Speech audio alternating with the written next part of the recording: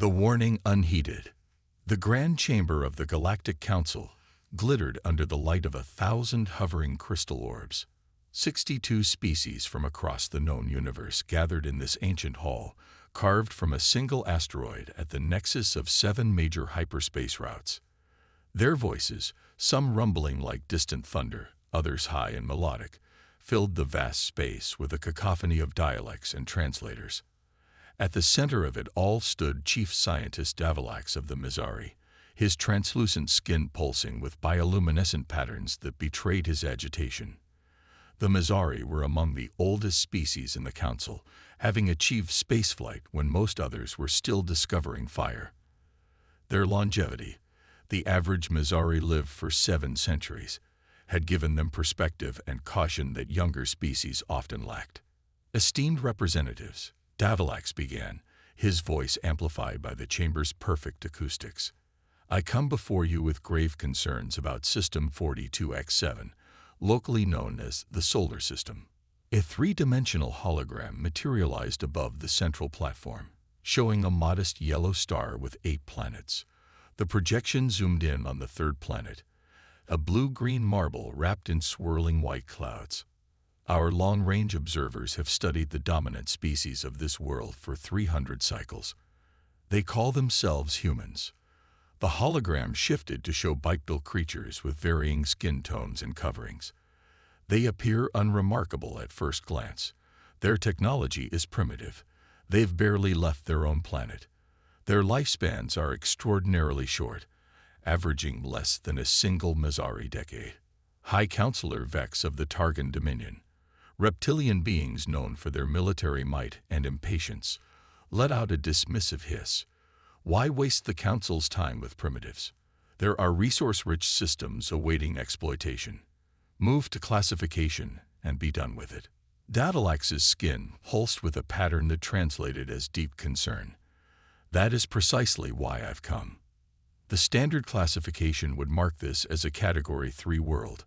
Minimal threat, rich resources, approved for extraction.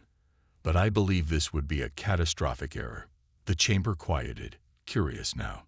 In 3 centuries of observation, we've witnessed these humans survive calamities that would have extinguished most species. They've endured ice ages and plagues that decimated their populations. They've weathered natural disasters that reshaped their continents. And each time, they've not merely survived. They've emerged stronger. The hologram flickered through images of human history, wars, famines, natural disasters, and the inexorable rise of civilizations from the ashes of fallen ones. Their adaptability exceeds anything in our records. Their technological advancement is accelerating at a rate that defies our predictive models. 300 years ago, they'd fought with sharpened metal. 200 years ago, they harnessed steam. 100 years ago, they split the atom. Today, they stand at the threshold of our domain. High Counselor Zorix of the Avali Collective, a species of avian philosophers, trilled softly. Many species advance quickly during their technological adolescence. They plateau, as all do. The Mizari Science Directorate disagrees. Davalax countered. We've run 10,000 simulations. Humans don't conform to standard development curves. They're outliers in every scenario. The hologram shifted again, displaying charts and projections. But their technology isn't what concerns me most. It's their psychology. Humans possess a unique combination of traits we've never seen in one species: extraordinary cooperation alongside fierce individualism, remarkable creativity paired with dogged persistence, empathy that can extend to other species countered by a capacity for violence that would shock even the Targan. Vex snorted. Pretty words for a weak species. My scouts report they can barely defend their own world, let alone resist a proper harvesting operation. Davalax's skin darkened. That is the Council's conventional wisdom, yes, and it is catastrophically wrong. Humans are not like us. When threatened, they don't surrender. They unite. When defeated, they don't accept. They adapt. When wounded, they don't retreat. They remember. He gestured, and the hologram showed humans fighting among themselves, then instantly banding together against external threats. They've developed most of their technology through conflict. War drives their innovation unlike any species we've encountered. So we strike decisively, Vex insisted, clacking his claws impatiently. One overwhelming force. No survivors to adapt or remember. The chamber erupted in murmurs. Genocide was rare in council space, reserved for the most dangerous of threats. Davilax's voice cut through the noise. You misunderstand. I'm not suggesting humanity is too weak to resist. I'm warning you they're too dangerous to provoke. The hologram shifted to simulation data. Our models predict that even if we destroyed 95% of their population in a first strike, the survivors would rebuild, adapt, and within 3 generations, they would become a threat unlike any the Council has faced. High Counselor Zorix fluttered her wing membranes thoughtfully. What classification do you propose, Scientist Davilax? Category 7. Maximum quarantine. No contact. No extraction. Leave them to develop in isolation until they reach interstellar capability naturally, then approach diplomatically as equals. The chamber erupted in outrage. Category 7 was reserved for cosmic threats, planet-killing predator species, and singularity intelligences. Never had it been proposed for primitives barely capable of reaching their own moon. Vex rose to his full height, towering over most delegates. Absurd. The Tarkin Dominion has already committed resources to harvest operations in that sector. We will not be delayed by Mezari paranoia over primitives. The debate raged for days. In the end, the Council voted 41 to 21 against Davilax's recommendation. System 42X7 was classified Category 3, approved for resource extraction with minimal native engagement. The Tarkin Dominion secured primary rights, with several minor powers as secondary beneficiaries. As the Council dispersed, Davilax approached Zorix, the only major power to support his motion. They've made a terrible mistake, he said, his skin patterns conveying deep dread. Perhaps, Zorix replied. But the Targan are thorough. We'll know soon enough. 6 standard cycles later, the first Targan harvesting fleet approached Earth's orbit. 27 capital ships, each capable of sterilizing a continent, positioned themselves in strategic formation. The plan was simple. Demonstrate overwhelming force, demand surrender and resource access, establish extraction colonies. The humans responded with primitive nuclear missiles, easily intercepted, and a barrage of radio signals attempting communication. The Targan commander, following standard protocol for Category 3 worlds, launched a demonstration strike, vaporizing a mid-sized human city to establish dominance. It was the last transmission the fleet would send. 3 days later, when the Targan ships failed to report, a scout vessel was dispatched. It found debris, the remains of the mighty fleet scattered across Earth's orbit. 17 Targan ships had been completely destroyed. The rest were damaged beyond recovery, their crews dead or missing. The Council convened an emergency session. The holographic feeds showed impossible images. Humans had somehow adapted their primitive nuclear weapons to penetrate Targan shields. They'd sacrificed millions of their own in kamikaze tactics, using commercial spacecraft packed with experimental weapons.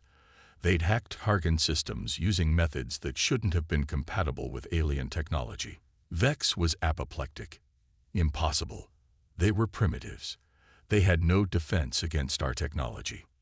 Davilax stood silently, his skin a pattern of mournful validation. I warned you. Humans don't fight the way we do. They don't consider odds or acceptable losses. When threatened with extinction, they become extinction. The Council voted immediately to upgrade Earth to Category 5. Active threat, containment authorized. A combined fleet was assembled, 10 times larger than the Targan expedition. The most advanced weapons in Council space were deployed. But it was already too late. The humans had captured sufficient technology from the destroyed Targan ships to reverse engineer FTL drives. While the Council deliberated, human scientists and engineers worked without sleep, driven by existential fear and fierce determination. When the Council fleet arrived at Earth, they found the system bristling with hastily constructed defenses, and most of the human population gone. Using the captured Targan navigational data, humanity had launched thousands of colony ships in all directions, a desperate diaspora into the stars. Some were intercepted and destroyed. Most slipped past the Council blockade, carrying the seeds of humanity to distant worlds beyond immediate reach. In the battle that followed, the Council fleet prevailed, at devastating cost. Earth was reduced to a radioactive husk, but the victory was hollow. For every human ship destroyed, 2 Council vessels fell. Tactics never seen before in galactic warfare emerged. Humans turned their own dead ships into weapons, lured Council forces into ambushes, and fought with a ferocity that shocked even veteran commanders. When the final human defense crumbled, the victorious admiral transmitted to the Council, "Earth is secured, but we've lost contact with 14 outposts along the Perseus Arm. Human refugee ships have been detected near the Cygnus Gap. They're adapting our technology faster than we can track. They're not fleeing anymore. They're hunting." In the Grand Chamber, now half empty as representatives rushed to defend their homeworlds, Davalax addressed the remaining Council members. His skin had turned the pale blue of profound grief. "You didn't listen. Humans aren't just another species. They're what happens when a predator species evolves cooperation without losing its killer instinct. You didn't face their military. They barely had one by our standards. You faced civilians with improvised weapons, driven by fear and rage." He gestured to the strategic display, where red indicators showed human forces spreading like a virus through the galaxy's edge. "And now you've taught them how to travel between stars. You've shown them the location of your homeworlds. You've given them technology they would have taken centuries to develop on their own. And most importantly," his voice broke, "you've taught them that the galaxy is hostile, that aliens will destroy their home without provocation, that survival means striking first and hardest." High Counselor Zorix, her feathers molting from stress, whispered, "What happens now?" Davalax stared at the holographic display, where the first reports of human counterattacks were appearing in real time. Now we face the storm we created, and I fear none of us will survive it. The reckoning. The once Grand Council chamber lay in disarray. Emergency lights cast harsh shadows across broken seats and shattered displays. Only 13 representatives remained of the 62 that had once governed galactic affairs. The rest had either fled to their homeworlds or perished in the escalating conflict. High Counselor Zorix huddled with the survivors around a makeshift holotable, her once vibrant plumage now dull and ragged. The display showed a galactic map crawling with red markers, human expansion points spreading like an infection across a third of known space. "How?" croaked Representative Morix of the Silicon Collective, their crystalline form cracked with stress fractures. "How could primitives accomplish this in merely 8 cycles?" Davalax, now elevated to emergency coordinator following the Mazzari Directorate's collapse, manipulated the display to zoom in on a captured human outpost. "Because we fundamentally misunderstood what humans are," he said, his skin pulsing with exhaustion patterns. "We judged them by their technology, not their potential. We measured their ships and weapons, not their adaptability and will." The hologram shifted to show recovered footage from a Council warship's final moments. Human vessels, cobbled together from salvaged alien technology and their own primitive designs, swarmed like insects around the much larger Council dreadnought. They didn't fight according to any recognized doctrine, instead using seemingly suicidal tactics that no rational species would attempt. "Look here." Davalax highlighted a human ship deliberately ramming a critical system on the Council vessel. "They sacrifice themselves without hesitation if it means victory." And here, he shifted to another feed showing humans in salvaged environment suits breaching a hull, fighting hand-to-hand with Council security forces despite being physically outmatched. They don't surrender even when defeat is certain. But their technological progression is impossible. insisted Representative Loxel of the hegemony, one of the few remaining major powers. No species advances from pre-FTL to reverse-engineered Tachyon weapons in less than a decade. Davilax's skin darkened to the deep blue of sorrow. That is perhaps our most catastrophic error in judgment. Humans don't innovate like we do. Most council species develop technology methodically, building carefully upon established principles over generations. Humans, he paused, searching for the right words. Humans innovate through desperate improvisation. They don't need to understand why something works to improve upon it. A hologram displayed intercepted human communications, scientists and engineers working feverishly, making intuitive leaps that bypassed decades of normal development. They'd taken captured council technology and reimagined it in ways its original creators never conceived.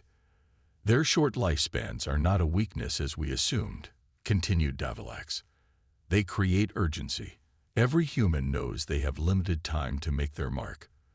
They don't have centuries to perfect a technology. They need solutions now, whatever works, however crude. High Counselor Zorix rustled her wing membranes anxiously. The Targan homeworld has fallen. The hegemony's outer colonies are under siege. The collective's processing hubs have gone dark. Even if we committed every remaining vessel to defense. Her words trailed off as the implications became clear. The mighty council, which had stood for 50,000 years, governing the affairs of an entire galaxy, was on the brink of collapse, brought down not by an equal power, but by a species that less than a decade ago had been classified as primitive. There is worse news, Davilax said quietly, his skin patterns shifting to emergency alert configurations. Our deep space telemetry has detected a massive human fleet on approach to Mizari Prime. Over 2,000 vessels. They'll arrive within the day. The chamber fell silent. Mizari Prime was the last major council stronghold, home to the Mizari Directorate's final defense line, and the seat of what remained of galactic government. If it fell, the council would cease to exist. We evacuate now, declared Representative Loxel, already rising. There are contingency worlds in the outer reach where we can. No, Davilax interrupted, his voice firm. There is nowhere left to run. The humans have adapted our own tracking technology against us. Any ship leaving now would simply lead them to our last refuges. He straightened his robes, his skin settling into a pattern of grim determination that hadn't been seen on a Mizari in living memory. I will face them, alone if necessary. That's suicide, Zorix said softly. Perhaps, Davilax agreed. But I warned the council when there was still time. Perhaps they will listen to me now, when there is none left. The hours that followed were a blur of desperate preparations. The remaining council forces fortified Mizari Prime with every weapon and defense available. Ancient technologies, sealed away for millennia as too dangerous for regular use, were activated. The population was evacuated to deep shelters beneath the planet's surface. Davilax retreated to his private chambers, where he reviewed everything the Mizari had learned about humans over centuries of observation. Not their technology or their biology, but their stories, their myths, their values. If there was any hope left, it would not be found in weapons. When the human fleet arrived, it eclipsed the stars. Ships of every conceivable design, some clearly council vessels captured and modified, others entirely new constructions that combined multiple technological traditions in ways that shouldn't work, yet clearly did. At their center was a massive flagship unlike anything seen before, a dark monolith that seemed to absorb light rather than reflect it. The expected opening barrage never came. Instead, a transmission directed specifically to Mizari frequencies. This is Admiral Helena Chen of the United Earth Alliance. We know you're listening, Council. We know you're afraid. You should be. The holographic image showed a human female, her face bearing scars that spoke of hard-won battles. Her eyes held the steel of someone who had watched her world burn and had risen from the ashes with purpose. 8 years ago, you came to our home. You destroyed one of our cities to demonstrate your power. You expected submission. Instead, you taught us that the universe is hostile, that the only law is strength, that mercy is for the weak.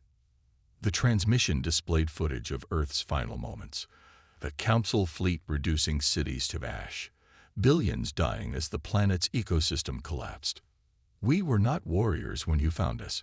We were explorers, artists, builders. We dreamed of meeting other intelligent life with hope and wonder. Her voice hardened. You taught us better. Davalax stepped forward, activating his own transmission. Admiral Chen. I am Emergency Coordinator Davalax of the Mizari. I was chief scientist when we first discovered Earth. I argued against contact, against harvesting. I warned the Council that humanity would prove to be unlike any species we had encountered. There was a long pause. The human admiral's expression remained impassive, but something flickered in her eyes. Then you failed to be persuasive, scientist, and billions of my people paid the price for your failure. Yes, Davalax admitted, his skin pattern showing genuine remorse that the human couldn't interpret but might sense. I bear that responsibility. But I speak to you now not to beg for mercy the Council doesn't deserve, but to ask, what kind of galaxy will emerge from the ashes of this war? Chen's eyes narrowed. One where humans are never threatened again.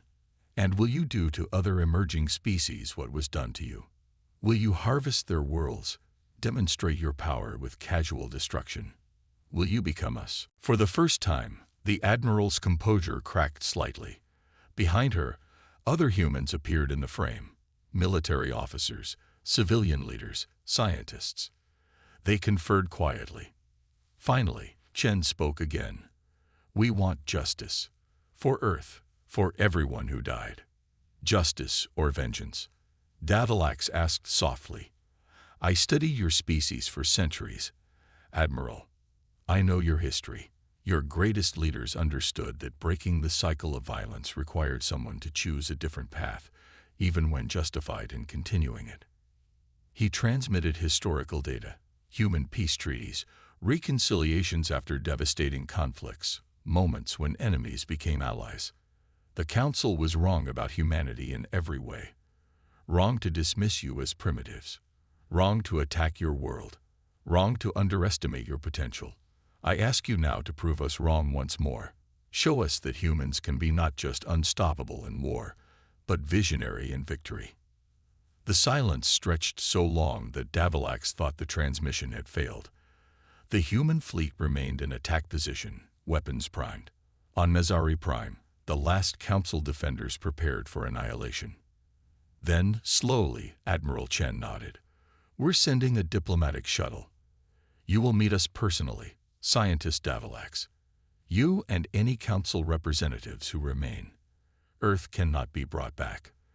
Those responsible cannot be allowed to simply walk away. But perhaps there is a path forward that doesn't end with more worlds burning. As the transmission ended, the Council chamber erupted in disbelief and cautious hope.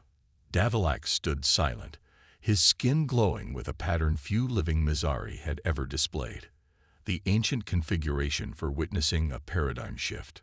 They're still going to demand concessions, warned Zorix. Reparations. Territory. Technology.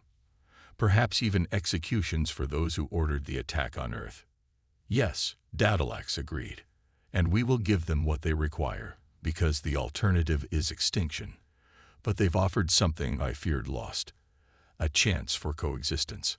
Hours later, as he boarded the shuttle that would take him to the human flagship, Davalax carried with him the complete historical archives of the Mizari. 60,000 years of knowledge, art, philosophy, and science. If this was to be his species' final contribution to the galaxy, he wanted humanity to inherit not just their technology, but their wisdom, including the wisdom learned through this catastrophic failure. The human diplomatic vessel was surprisingly comfortable, if utilitarian. Admiral Chen met him personally, flanked by a diverse group of humans representing different regions and disciplines. Up close, he could see the exhaustion behind their determination, the weight of all they had endured and all they had done in return. You said you studied us. Chen began without preamble. Then you know we have a capacity for both great violence and great compassion. Your counsel awakened one. Perhaps it's not too late to reawaken the other. Davilax's skin rippled with a pattern for profound hope, his first in many cycles. Then let us begin again, he said, not as conqueror and conquered, but as species who have both learned the costliest lesson in galactic history. Chen's expression remained stern, but she nodded. We'll try.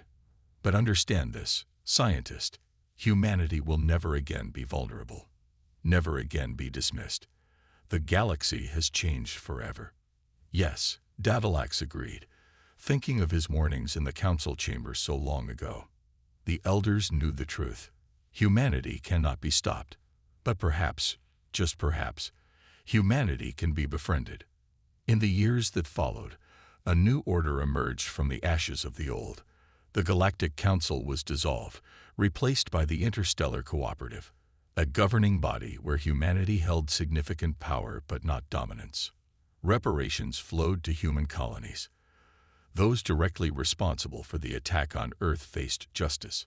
And throughout the galaxy, a new understanding spread among the surviving species, that the measure of intelligence was not technological advancement or military might, but the wisdom to recognize potential allies instead of conquests, to choose cooperation over domination.